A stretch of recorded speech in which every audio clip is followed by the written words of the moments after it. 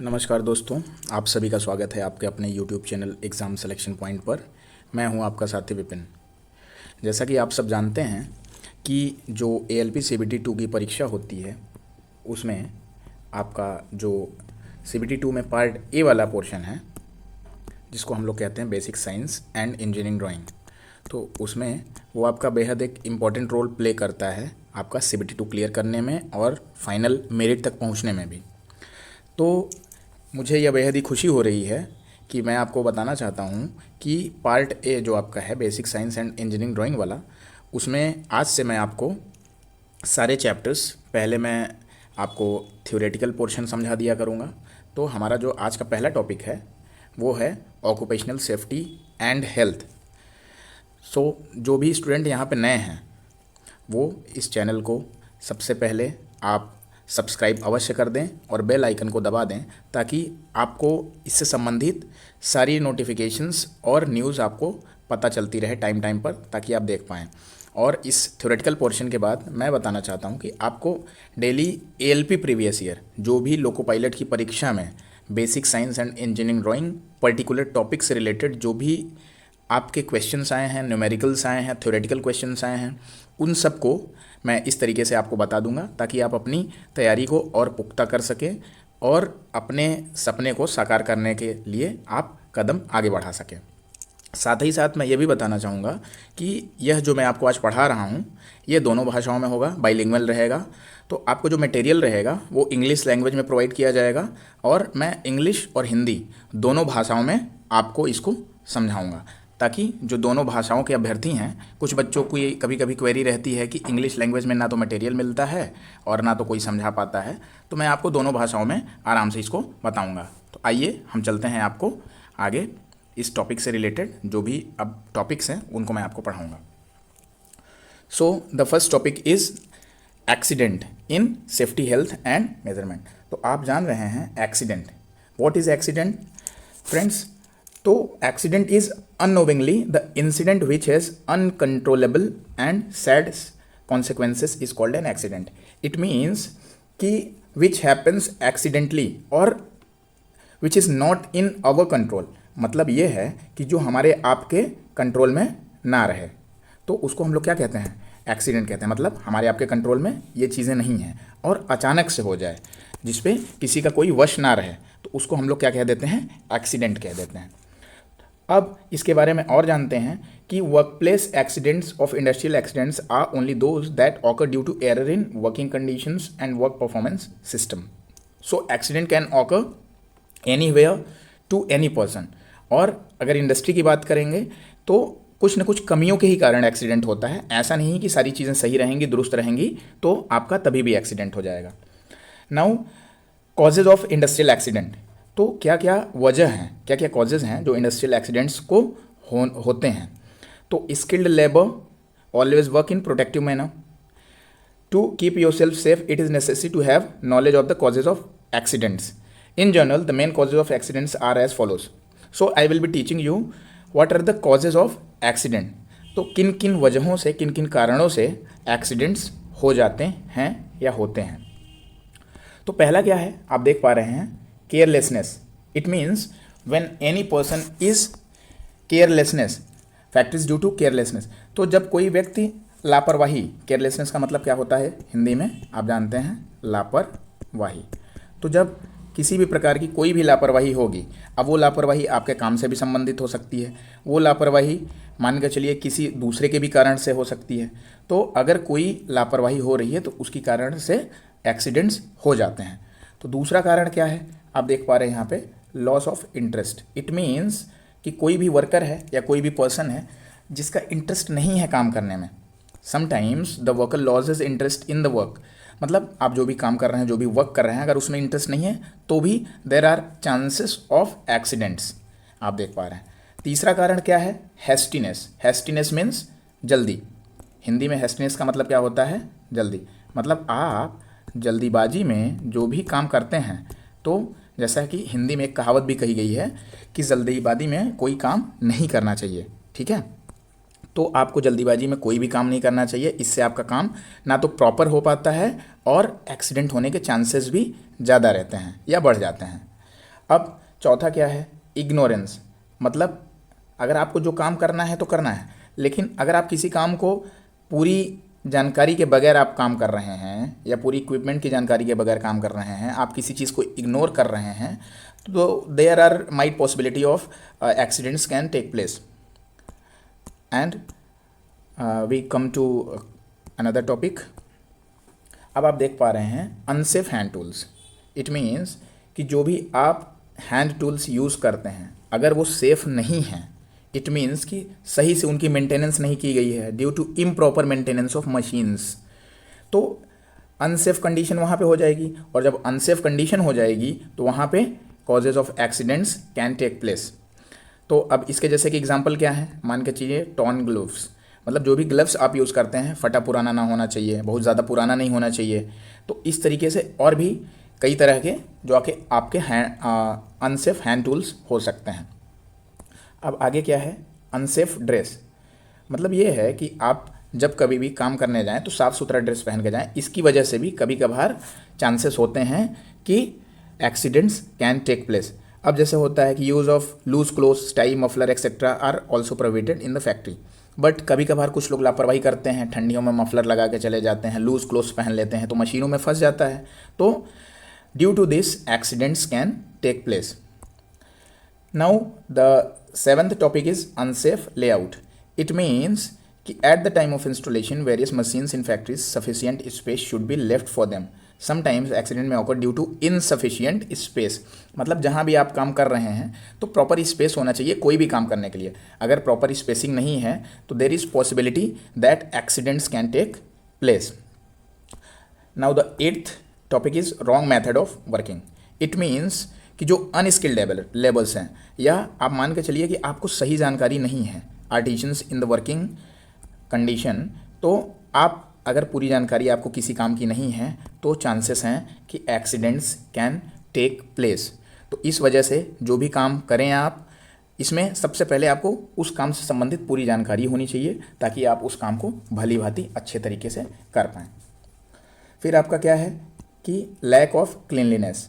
तो जो भी आप काम करें, जहाँ भी वर्क प्लेस आपका हो, तो ज़्यादातर आप देखते होंगे कि क्लीनलीनेस नहीं रहता है, साफ़ सफाई वहाँ पे नहीं रहती है। तो इस वजह से accidents can happen due to improper cleaning of the shop floor.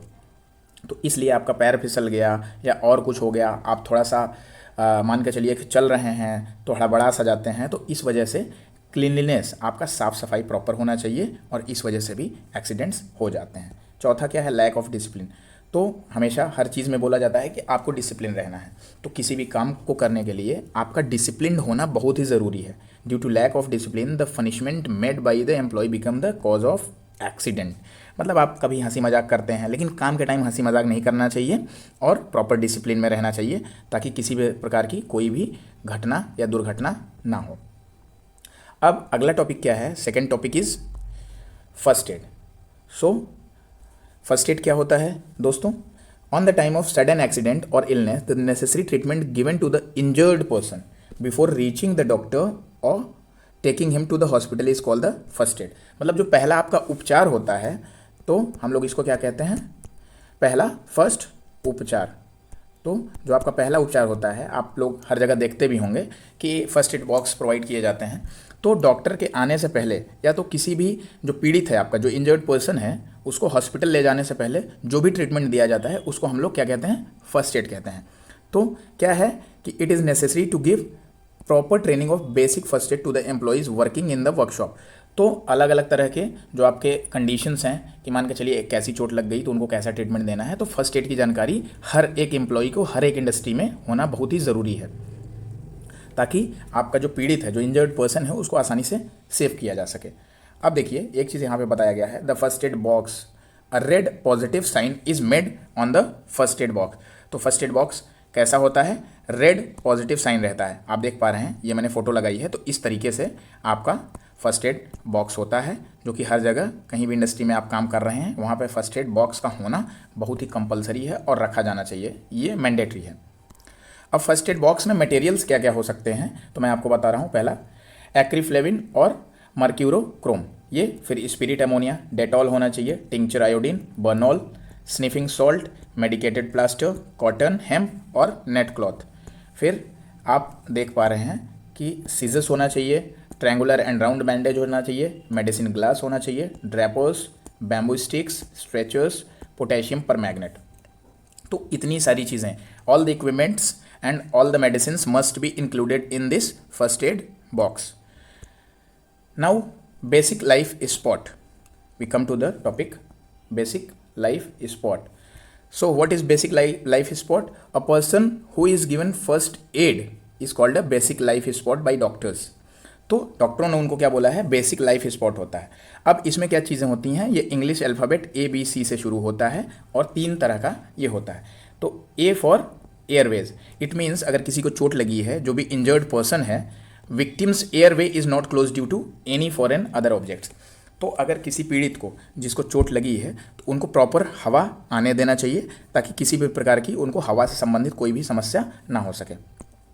Second is B for breathing, मतलब ये है कि आपको इंश्योर करना है कि प्रॉपर जो आपका विक्टिम है, विक्टिम मतलब पीड़ित, विक्टिम को हिंदी में क्या कहा जाता है? पीड़ित। तो जो पीड़ित है कि वो प्रॉपर ब्रीथ कर रहा है कि नहीं, सांस ले पा रहा है कि नहीं ले पा रहा है, ये इंश्योर करना चाहिए। अगर if he is not then artificial respiration should be given, तो आपको उसको आर्टिफिशियल रेस्पिरेशन देना पड़ेगा। Now C is circulation, it means कि जैसा कि आप देख पा रहे हैं, C means circulation. Under this it is ensured that pulse of the victim is running और नॉट। तो जो पीड़ित है, जो इंजर्ड पर्सन है, तो उनकी pulse CPR, cardiopulmonary resuscitation is given to victim, तो उसकी पल्स चल रही है कि नहीं, ये आपको इंश्योर करना पड़ेगा। अब मैं आपको बताऊंगा आर्टिफिशियल रेस्पिरेशन के कुछ प्रोसेस या कुछ नियम। तो अगर कोई भी विक्टिम है, if a victim is not breathing, तो आप आर्टिफिशियल रेस्पिरेशन आप कैसे कैसे दे सकते हैं। तो यहाँ पे 3 मेथड आपको मेनली बताए जाते हैं। एक होता है शेफर्स मेथड, दूसरा होता है सिल्वेस्टर्स मेथड, तीसरा होता है लैबोर्ड मेथड, जिसको हम माउथ टू माउथ रेस्पिरेशन भी कहते हैं, और चौथा होता है आर्टिफिशियल रेस्पिरेशन मेथड, जो कि मशीन्स के द्वारा या और भी कई जो मेथड होते हैं उनके द्वारा दिया जाता है। अब हम लोग अपने पहले टॉपिक, जो कि इम्पॉर्टेंट है, इस टॉपिक से रिलेटेड क्वेश्चन हर बार पूछा जाता है और हर एग्जाम में लगभग पूछे जाते हैं। तो पहला मेथड क्या है? Shepherds method. अब इसमें क्या होता है कि जो पीड़ित होता है, victim has blisters on his back, तो अगर उनके बैक पे ब्लिस्टर्स मतलब छाले छाले पड़ जाते हैं, तो इस मेथड में क्या किया जाता है कि जो पीड़ित होता है, जो इंजर्ड पर्सन होता है, victim is made to lie down on his stomach, मतलब आपको पेट के बल लेटा देना है उनको। किसके बगैर? पेट के बल लेटा देना है, और एक पतली सी तकिया, pillow, is placed under his chest, तो चेस्ट के नीचे आपको एक तकिया लगा देना है और पेट के बल लेटा देना है। तो इसमें भी 2 कंडीशन बनती है, तो हम पहले पहली कंडीशन को पढ़ेंगे या जानेंगे। पहली कंडीशन क्या होती है कि kneel down near the knee of the victim with his face towards his head, मतलब उनके हेड की तरफ आपको उनका फेस करना है। Turn the head to one side so that mouth and nose remain away from the ground, तो ground से आपका ज़मीन से उनका नोज और उनका मुंह दूसरी दिशा में होना चाहिए और ग्राउंड को टच नहीं करना चाहिए, ग्राउंड से अवे होना चाहिए। फिर कह रहा है place both your hands on the victim's back in such way that both hands remain straight and all the 4 fingers meet each other and they form a right angle with the thumb. तो thumb के साथ क्या होना चाहिए? Thumb के साथ आपको right angle बनना चाहिए। अब इसको मैं आपको इस फोटो के माध्यम से बताना चाहता हूँ, जो कि यहाँ पे नीचे दिया गया है। अब आप इसको देख पा रहे हैं कि ये जो आपका है, यहाँ पे आप देख पा रहे हैं, ये पहली फ़ोटो है और ये दूसरी फ़ोटो है। दोनों किससे संबंधित हैं? आपके शेफर्स मेथड से, एक पहला और दूसरा दूसरे मेथड से। तो इसमें क्या होता है कि आपको लेटा देना है जो भी पीड़ित हैं, जो भी इंजर्ड पर्सन है, और उनका हेड, जैसा कि आप देख पा रहे हैं, ये उनके हेड की जो पोजीशन है ज़मीन में नहीं होनी चाहिए, ज़मीन की तरफ नहीं होनी चाहिए, अवे फ्रॉम द ग्राउंड होना चाहिए। और ये आपका यहाँ पे फर्स्ट मेथड का है, ये आपका सेकंड मेथड का है। तो यहाँ पे आपका राइट एंगल 90 डिग्री का एंगल बनाना चाहिए, जो फर्स्ट मेथड में बोला गया है, और उनको लेटाने के बाद इस तरीके से, ताकि उनका जो श्वसन है, रेस्पिरेशन है, वो प्रॉपर हो सके। अब सेकंड मेथड क्या कहता है, ये मैं आपको बताता हूँ। तो सेकंड मेथड क्या है, आप देखिए यहाँ पे, ये सेकंड मेथड है।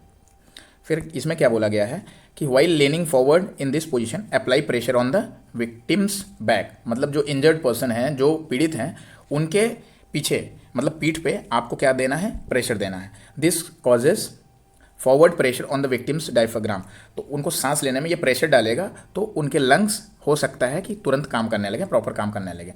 तो ये आपको 1-2 सेकंड के लिए वेट करना है, फिर प्रॉपर एक बार फिर से प्रेशर देना है। और यह प्रक्रिया keep repeating this action 10 to 12 times पर मिनट, मतलब 1 मिनट में 10 से 12 बार आपको यह रिपीट करना है ताकि उनकी जो सांस है वो नॉर्मल हो सके। अब दूसरा मेथड क्या है दोस्तों, तो we come to the second method which is important, Sylvester's method. तो सिल्वेस्टर्स मेथड में क्या कहा गया है कि अगर छाले आपके चेस्ट के साइड पड़ जाते हैं तो विक्टिम को आपको बैक साइड में लेटाना है, ठीक है, पीठ के बल उनको लेटा देना है और एक तकिया pillow is placed under his back. तो चेस्ट इससे आपका उठ जाएगा और हेड स्लाइटली लोवर्ड, मतलब जो आपका सर का जो तरीका होगा, सर को थोड़ा सा नीचे कर दिया जाएगा आपको तकिया लगाने के बाद, ताकि उनको प्रॉपर जो है सांस मिल सके। अब इसमें भी 2 मेथड हैं, आपका जो सिल्वेस्टर्स मेथड है इसमें भी 2 मेथड है। पहला मेथड क्या है, फर्स्ट पोजीशन के बारे में हम जानते हैं। तो कह रहा है कि get down your knees near the victims head. तो जो आपका पीड़ित होगा उसके सर के पास आपको अपनी नी रखना है। Tie half the fist of both the hands. अब ये फिस्ट का मतलब आपका है मुट्ठी, जो हम लोग अपना पाम बंद कर लेते हैं उसको कहते हैं मुट्ठी, ठीक है। तो आपका मुट्ठी है तो मुट्ठी को बंद करना है, ठीक है।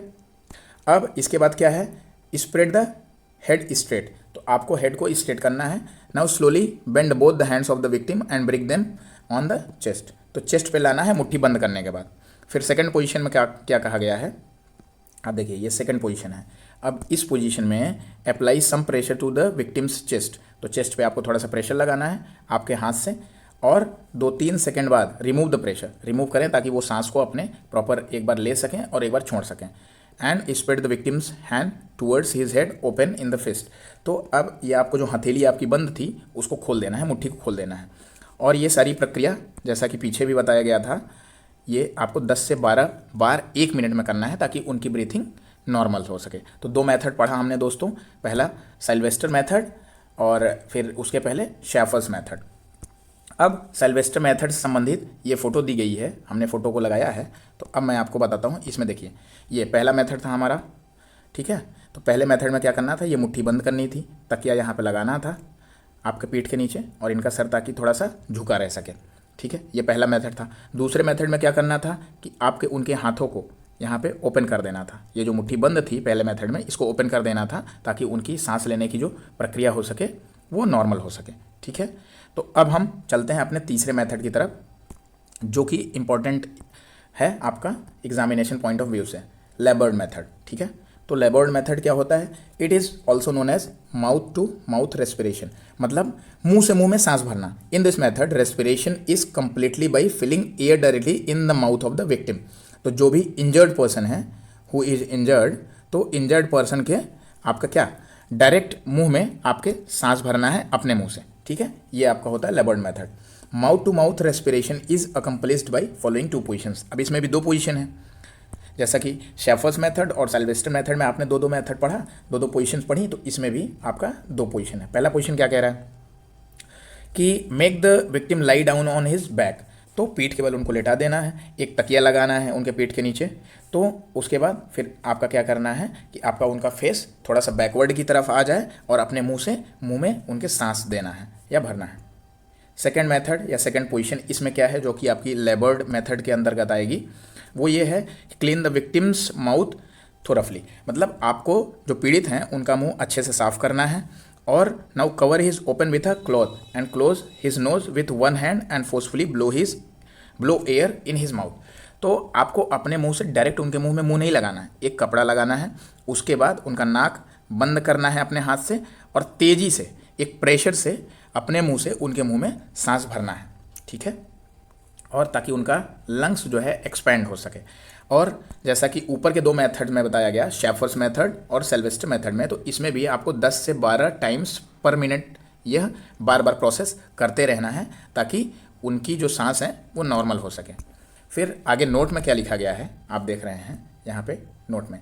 इंपॉर्टेंट ये है कि out of about 3 methods the third method हमारा क्या है, लेबोर्ड मेथड। तो थर्ड मेथड ज़्यादा प्रचलित है, प्रीवेलेंट, बिकॉज ये डायरेक्टली हम आप method can be started immediately. तो इसमें आपको कोई और ज़्यादा की ज़रूरत नहीं है और हर आदमी ये जानता भी है। तो इस तरीके से ये प्रचलन में है हमारे आपके यहाँ पे। फिर अगला टॉपिक क्या है हमारा, इलेक्ट्रिक शॉक। तो इलेक्ट्रिक शॉक क्या होता है इसके बारे में हम जानते हैं। तो generally when electric current is established across our body at a voltage of more than 90 volts, मतलब 90 वोल्ट से ज़्यादा कि जब इलेक्ट्रिक का झटका, जब बिजली का झटका आपको लगेगा, वी एक्सपीरियंस अ शॉक, तब आपको एक झटका सा लगता है। इसी को हम क्या कहते हैं? इलेक्ट्रिक शॉक कहते हैं।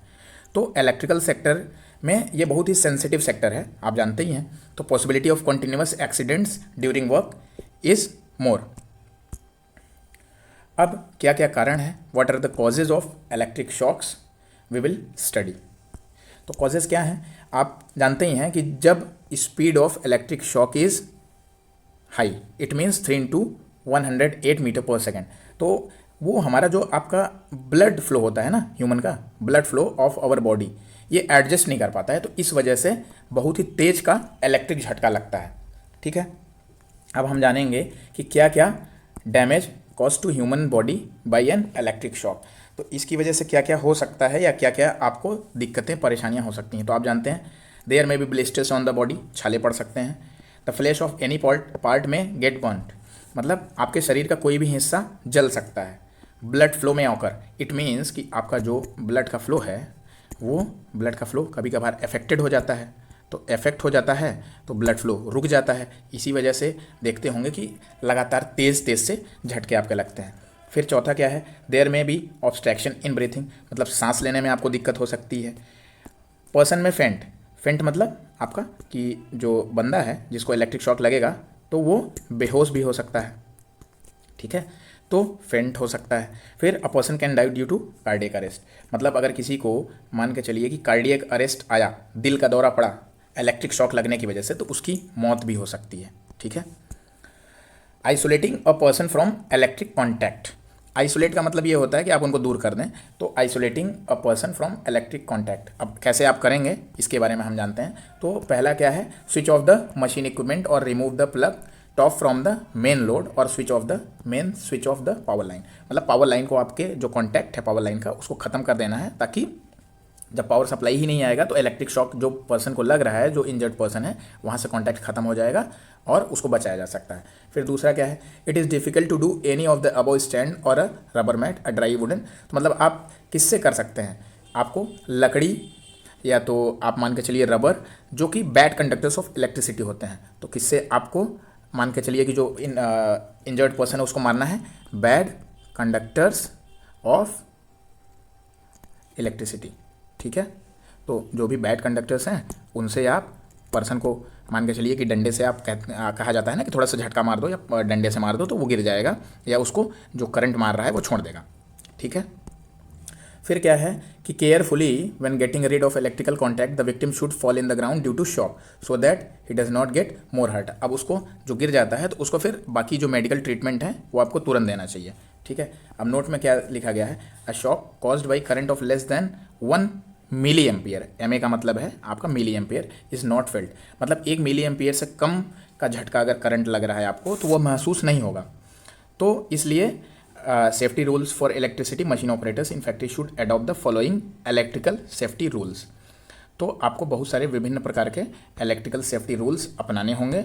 और यहाँ पे एक टेबल दी गई है, इसमें आप देख पा रहे हैं कि अगर 1 मिली एम्पियर तक का करंट है तो ये पर्सन को इफेक्ट नहीं करता। फिर 1 से 3 मिली एम्पियर तक का करंट है तो थोड़ा सा असर पड़ेगा। फिर 3 से 9 मिली एम्पियर का करंट है तो आपको चुभन सी होगी, पेनफुल सेंसेशन, जैसे कि चींटी काटती है या उस टाइप से पेनफुल सेंसेशन होगा। 9 से 25 मिली एम्पियर का करंट अगर लगता है तो मस्कुलर कॉन्ट्रैक्शन, आपकी मसल्स जो होती हैं कॉन्ट्रैक्ट हो जाएंगी या सिकुड़ सी जाएंगी। ठीक है, तो और फिर 25 से 60 मिली एम्पियर का जो करंट होता है तो रेस्पिरेशन की प्रॉब्लम, जैसा कि ऊपर मैंने बताया कि सांस फूलने लगती है, आप प्रॉपर रेस्पायर नहीं कर पाते हो। फिर 60 मिली एम्पियर या उससे ऊपर 1 एम्पियर तक जो होता है तो वेंट्रिकुलर फाइब्रिलेशन, तो ये आपका, जैसा कि आप जानते हैं कि कार्डियक अरेस्ट या बाकी चीज़ें हो सकती हैं। तो हार्ट पैरालिसिस, आपका 4 एम्पियर या उससे ज़्यादा का करंट होगा, तो 5 एम्पियर या उससे ज़्यादा का होगा तो आपके जो टिश्यूज़ हैं वो बर्न करने लगते हैं, मतलब जलने लगते हैं। ठीक है, तो अब यहाँ पे आपको क्या क्या सेफ्टी रूल्स अपनाने हैं? The main switch off the electric should install near the machine and the operator, तो ताकि आपको आसान रहे, थोड़ा सा जल्दी आप उसको बंद कर सके अगर ऐसी कोई घटना होती है। Without using the plug the machine should not operate, तो बिना प्लग के आपको मशीन को ऑपरेट नहीं करना है। डायरेक्टली वायर को किसी भी प्लग में नहीं लगाना है।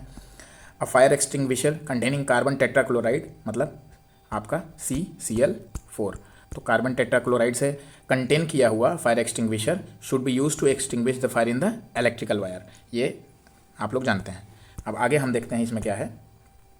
फिर ये कहा गया है कि if any electric wire rubbing on moving part is seen then the electrician should be called. तो अगर कोई भी जैसा कि चिंगारी निकलती है, आप जानते हैं कि एक वायर दूसरे वायर से टच करता है और बर्न करने लगता है, तो आपको इलेक्ट्रिशियन को कॉल करना है और इस समस्या को तुरंत दूर करना है। In case of any electrical fault artisan should inform about his senior. तो अगर आप हैं तो आप अपने सीनियर को तुरंत इन्फॉर्म करें अगर कोई भी फॉल्ट है तो। अब आगे हम पढ़ेंगे फायर के बारे में। फायर मतलब आग। तो अब इससे संबंधित क्या है, fire is a chemical reaction that occur in contact with flammable substance and heat and oxygen. मतलब कि फायर जो आग लगती है उसके लिए तीन चीज़ क्या इंपॉर्टेंट है, आपका फ्यूल होना चाहिए पहली चीज़, दूसरी चीज़ हीट होनी चाहिए और ऑक्सीजन। अगर इन तीन में से कोई भी एक चीज़ एब्सेंट है, मतलब नहीं है, तो आपकी आग बुझ जाएगी, फायर ब्लोज आउट। ठीक है, तो अब क्या क्या कारण हैं फायर के, ये मैं आपको बताता हूँ। यहाँ पे लिखा गया है कॉजेज ऑफ फायर। तो क्या क्या कारण हो सकते हैं, loose connection of power cables, जैसा कि जो इलेक्ट्रिसिटी पावर केबल्स होते हैं उनका कनेक्शन लूज हो, absence of oil in the fast moving part, जो भी आपके जैसे कोई पार्ट्स हैं, जैसे कि मान के चलिए मशीनरी है, वहाँ पे अगर ऑयल नहीं है तो आपका क्या हो सकता है, कॉजेज ऑफ फायर हो सकता है, क्योंकि वो रब करने लगेगा, फ्रिक्शन ज़्यादा हो जाएगा, तो फ्रिक्शनलेस बनाने के लिए हम ऑयल का प्रयोग करते हैं। इलेक्ट्रिकल शॉर्ट सर्किट और ओवरलोड, तो इलेक्ट्रिकल शॉर्ट सर्किट को आपको बचाना है और ओवरलोड मतलब ओवरलोड तो बिल्कुल नहीं देना है ताकि आपको आग ना पकड़े। फिर प्रेजेंस ऑफ फ्लेमेबल मटेरियल्स, तो जो आग लगने वाले मटेरियल्स हैं जिनसे आग लगने के चांसेस ज़्यादा हैं, ये कारण होते हैं आपके आग पकड़ाने के। फिर आपका है स्मोकिंग इन द फैक्ट्री, तो स्मोकिंग जो लोग स्मोक करने लगते हैं फैक्ट्रीज़ में, ये सब बिल्कुल नहीं करना चाहिए, ये भी आपके आग लगने का एक कारण है। प्रेजेंस ऑफ एक्सप्लोसिव, तो जो ज्वलनशील होता है, एक्सप्लोसिव मतलब ज्वलनशील, तो एक्सप्लोसिव को आपको दूर रखना है, कहाँ से, वर्किंग कंडीशन से। ड्यू टू इलेक्ट्रिक शॉक से भी आग लग जाता है कभी कभार, आप देखते हैं सुनते ही होंगे। Lack of temperature control system in heaters, तो टेम्परेचर कंट्रोल सिस्टम आपका प्रॉपर होना चाहिए। Oil stand racks scattered everywhere, तो जो आपके ये जो ऑयल्स होते हैं, मान के चलिए उनके में भी आग लगने की संभावना ज़्यादा होती है, तो इस वजह से इन सबको दूर रखना चाहिए। अब मैं आपको बताता हूँ यहाँ पे कि टाइप्स ऑफ फायर्स। तो अब ये 5 प्रकार की फायर्स होती हैं और इनको विभाजित किया गया है 5 डिफरेंट टाइप्स में। तो पहला क्या है, क्लास ए फायर, दूसरा क्लास बी फायर, तीसरा class C fire, class D fire, class K fire. अब क्लास ए फायर में ऑर्डिनरी कंबेसिबल्स आते हैं जो जलाए जाते हैं। एग्जाम्पल्स आपके क्या हैं, paper, cloth, plastic, wood. Class B fire में फ्लेमेबल लिक्विड्स आते हैं, वो लिक्विड्स जो आसानी से आग को पकड़ लेते हैं, फ्लेमेबल। इसमें आपका ऑयल हो गया, गैसोलीन हो गया, ग्रीस हो गया, पेंट हो गया। फिर क्लास सी फायर में क्या आता है, इलेक्ट्रिकल इक्विपमेंट्स आते हैं मटेरियल्स में। अब इनके एग्जाम्पल क्या हैं, फॉल्टी वायरिंग, ओवरलोड सर्किट, फिर आप जानते हैं कि माल फंक्शनिंग। फिर चौथा क्या है, मेटल्स, क्लास डी फायर में आता है। इनके क्या हैं एग्जाम्पल्स, तो इनके एग्जाम्पल हैं magnesium, titanium, aluminium, sodium, potassium. फिर आपका क्लास के में क्या है, cooking, hot grease, cooking oil. अब मैं आगे आपको बताता हूँ कि कौन कौन से fire extinguishers must be available in every workshop. तो हर वर्कशॉप में किस किस टाइप के फायर एक्सटिंग्विशर्स होने ही चाहिए। तो पहला है बकेट फिल्ड विथ सैंड। तो आप जानते हैं ज़्यादातर जगहों पे देखा होगा आपने कि एक बाल्टी में आग लिखा रहता है रेड कलर से, और फिर उसमें सैंड मतलब बालू भरा रहता है, ठीक है, painted by red colour. Now second one is carbon dioxide type fire extinguisher. तो कार्बन डाइऑक्साइड टाइप में क्या है, it does not support combustion. तो आप जानते ही हैं कि जो कार्बन डाइऑक्साइड हमारा CO2 होता है, CO2 breaks the supply of oxygen by cutting the off the oxygen supply to the burning material. तो जो भी मटेरियल आपका जलता रहता है उससे आपका क्या होता है कि अब ये हमारा CO2 आता कहाँ से है, तो आप देखिए कि 2NaSCO3 आपका जब H2SO4 के साथ मिलता है तो Na2SO4 और 2 वाटर मॉलिक्यूल्स और 2 कार्बन डाइऑक्साइड मॉलिक्यूल्स बनते हैं, जिनको कि हम आग बुझाने में इस्तेमाल करते हैं। नोट में क्या बताया गया है कि ये जो आपका CO2 टाइप है ये क्लास डी फायर के लिए इस्तेमाल किया जाता है। अब क्लास डी फायर आपका क्या था, आपने ऊपर देखा है, तो क्लास डी फायर था हमारा मेटल्स, ठीक है बच्चों। अब थर्ड क्या है, फोम टाइप फायर एक्सटिंग्विशर, ठीक है। तो अब इसमें आप देख पा रहे हैं, इसमें क्या होता है कि this type of device is use to extinguish the fire caused by oil substance. तो मतलब जो ऑयल के कारण जो मान के चलिए आग लगने की संभावना होती है तो उसको आपका इस्तेमाल किया जाता है। अब ये जैसा कि आपने देखा, mineral oil, soap etcetera substances are mixed with air pressure and filled with water to generate foam. तो इस ऐसे आपका फोम जनरेट होता है और ये आपका कहाँ इस्तेमाल किया जाता है? क्लास बी टाइप फायर को बुझाने में। और ये क्लास बी टाइप फायर क्या होता है? ऑयल बेस्ड फायर्स जो होती हैं वहाँ पे आपका क्या होगा? फोम टाइप यूज़ होगा। ठीक है। अब अगला क्या है आपका? Water based fire extinguisher, water filled with extinguishers. तो आप जानते हैं कि जो क्लास ए फायर्स होता है, जैसा कि आप सबने देखा होगा, पेपर से आग लग गई, फिर लकड़ी से आग लग गई, तो इन सब आग को बुझाने के लिए आपका वाटर बेस्ड फायर एक्सटिंग्विशर का इस्तेमाल किया जाता है। ठीक है। तो अब आगे क्या है आपका?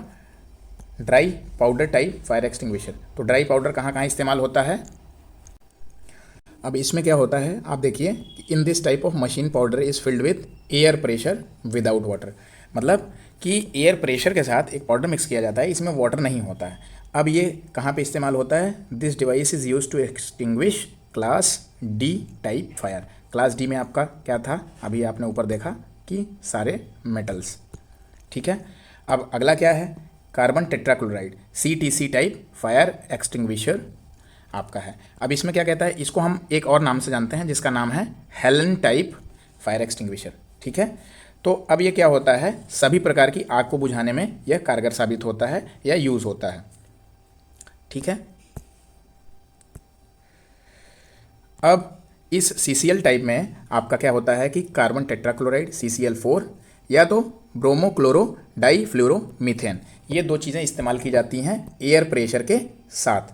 अब ये पॉइजनस होता है, इसीलिए इसको हमेशा खुले जगह पे रखना चाहिए। ठीक।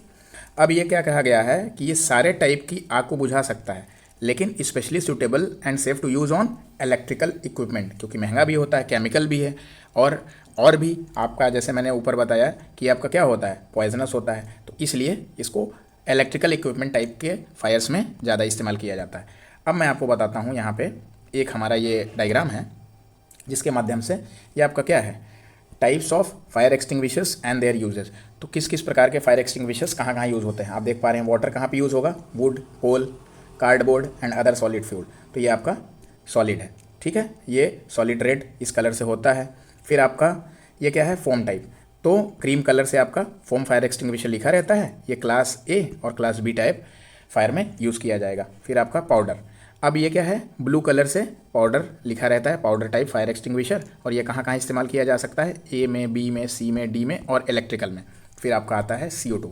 अब CO2 ब्लैक कलर से लिखा रहता है, CO2 टाइप फायर एक्सटिंग्विशर, और ये क्लास बी और इलेक्ट्रिकल में इस्तेमाल किया जाएगा। फिर आपका वेट केमिकल आता है।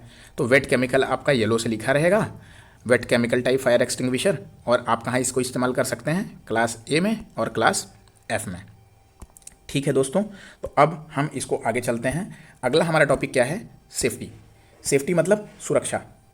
आप सब जानते हैं कि the literal meaning of the word safety is to be safe. आप सुरक्षित रहें, वही आपकी सेफ्टी है।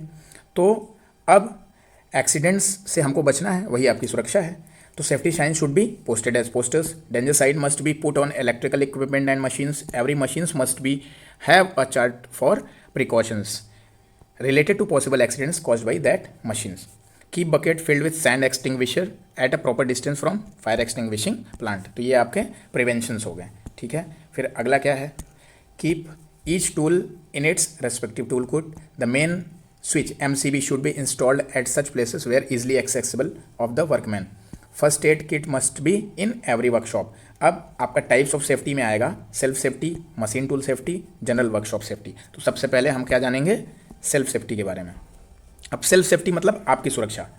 तो आपकी सुरक्षा क्या है कि आप कोई लापरवाही ना करें, जहाँ पे while standing with hanging weight, तो आप ऐसे सुरक्षित रहें। वर्कशॉप में आप जो है ढीले कपड़े ना पहन के जाएं, टाई मफलर ना लगा के जाएं।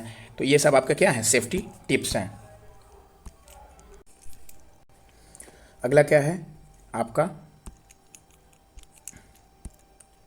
अगला आप देख पा रहे हैं, oil funnel should be used. Running machine should never be repaired. तो आप जब काम कर रहे हैं तो उसको कभी रिपेयर नहीं करना चाहिए। One should always walk on workshop wearing boots because there is danger of getting injured due to iron waste coming out of the machines. फिर आपके आगे क्या है कि सेफ्टी साइंस। तो हमारे क्या क्या सेफ्टी साइंस हैं, हमको उनको जानना बहुत ज़रूरी है। तो अब इसके बारे में हम बताते हैं। The safety signs are of the following type. तो आपके 4 मेन टाइप्स के सेफ्टी साइंस होते हैं। Prohibition type, mandatory type, warning signs, information signs. Prohibit करने का मतलब क्या होता है आपका, प्रोहिबिट मतलब जो आपको मना करे, ठीक है। तो these circular shape signals are made by red border and cross border and a black figure on a white background. तो आप देख पा रहे हैं यहाँ पे जैसे प्रोहिबिट कर रहा है, मना कर रहा है कि यहाँ पे आपका पहला क्या है, नहीं बजाना है आपको साउंड, फिर आपका मोबाइल नहीं चलाना है, कैमरा नहीं यूज़ करना है, फिर आप इसी तरीके से ये सारे आपके प्रोहिबिशन साइंस हैं, ठीक है। अब आगे हम बढ़ते हैं। दूसरा हमारा क्या है, मैंडेटरी साइंस, ठीक है। तो क्या क्या आपको मैंडेटरी है, मतलब वो साइंस भी हमारे लिए जानना जरूरी है। तो दो these signs protective instructions are given to the workers, these symbols are made of circle in the shape of white symbol on the blue background. तो मैंडेटरी साइंस आपका क्या होता है, ब्लू बैकग्राउंड से होता है। फिर आपका तीसरा क्या है, वार्निंग साइंस। वार्निंग साइंस क्या है कि आपका ये क्या होता है कि ट्रायंगुलर येलो बैकग्राउंड में होता है, ठीक है। फिर आपका चौथा क्या है, इन्फॉर्मेशन सिंबल्स, जिनसे हमको कुछ जानकारी मिले। Various type of safety related information are given by these signals. These signs are square in shape, ये स्क्वायर होते हैं शेप में, represented by a white coloured figure on a green background. तो इनका बैकग्राउंड कैसा होता है, ग्रीन होता है, या रेड कलर का होता है ऑन अ वाइट बैकग्राउंड, ठीक है। तो अब ये डिफरेंट टाइप्स के आपके जो साइंस हैं इनके बारे में मैं आपको बताता हूँ।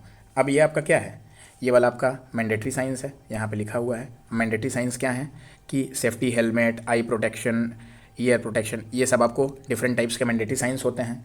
फिर आपका वार्निंग साइंस क्या है, जैसे ये सिंबल है जेनरिक कॉजन का, फिर बायोलॉजिकल हैजर्ड का, हाई वोल्टेज का ये है warning sign, non ionising radiation, radiation high level, laser hazard, ionising radiation, toxic, explosives, high flammable, cold, optical radiation, oxidising, health danger, carcinogen, chemical weapon, ठीक है। तो इतने तरह के आपके कुछ वार्निंग साइंस हो गए, कुछ मैंडेटरी साइंस हो गए, ठीक है। अब आपके इन्फॉर्मेटिव साइंस कौन कौन से हैं उनके बारे में मैं आपको बताता हूँ। जैसे दाएं तरफ जाना है राइट, लेफ्ट की तरफ जाना है स्ट्रेट। तो इस तरह से ये सारे आपके इन्फॉर्मेटिव साइंस हो गए, ठीक है। अब हम चलते हैं आगे। अगला हमारा टॉपिक है सॉफ्ट स्किल का। तो ये हमारा लास्ट टॉपिक है, यहाँ पे आपका ये थ्योरेटिकल पोर्शन खत्म हो जाएगा और कल मैं आऊँगा आपको इसके साथ जो भी इस चैप्टर से संबंधित जो भी क्वेश्चंस आए हैं प्रीवियस ईयर में उनको मैं कराऊंगा। तो unnaturally developed skill in artisan that is useful in emergency is called a soft skill. तो जब कोई इमरजेंसी हो वहाँ पे जो आपके काम आए वो सॉफ्ट स्किल है। अब यहाँ पे एक आता है 5S concept of soft skill. ये 5S कॉन्सेप्ट क्या है, sort, set in order, shine, standardise, sustain. अब हमारा शुरुआत कहाँ से होगी, यहाँ से, ये आपका इस फॉर्म में चलेगा, ठीक है। तो पहले शॉर्ट करेंगे कोई भी चीज़ को, फिर उसको आप ऑर्डर में करेंगे, फिर शाइन करेंगे, स्टैंडाइज उसको बनाएंगे, फिर सस्टेन कराएंगे। फिर यहाँ पे लिखा गया है 5S concept is a circular sequence which rises to the process of sustainable development. तो इस 5S से हम क्या, सस्टेनेबल डेवलपमेंट की तरफ आगे बढ़ेंगे, ठीक है दोस्तों। तो आपको यह वीडियो कैसा लगा, आप अपनी राय, प्रतिक्रिया और अपने विचार जरूर दें। और जो लोग इस चैनल पर नए हैं, चैनल को लाइक, शेयर और सब्सक्राइब करना ना भूलें, ताकि आपको आगे सारी वीडियोस की इन्फॉर्मेशन मिलती रहे। और टेलीग्राम लिंक से आप टेलीग्राम चैनल को ज्वाइन कर लें, ताकि आपको सारी PDFs इसकी मिलती रहें और आप अपनी पढ़ाई को अच्छे से कर सकें। तो धन्यवाद दोस्तों, जय हिंद।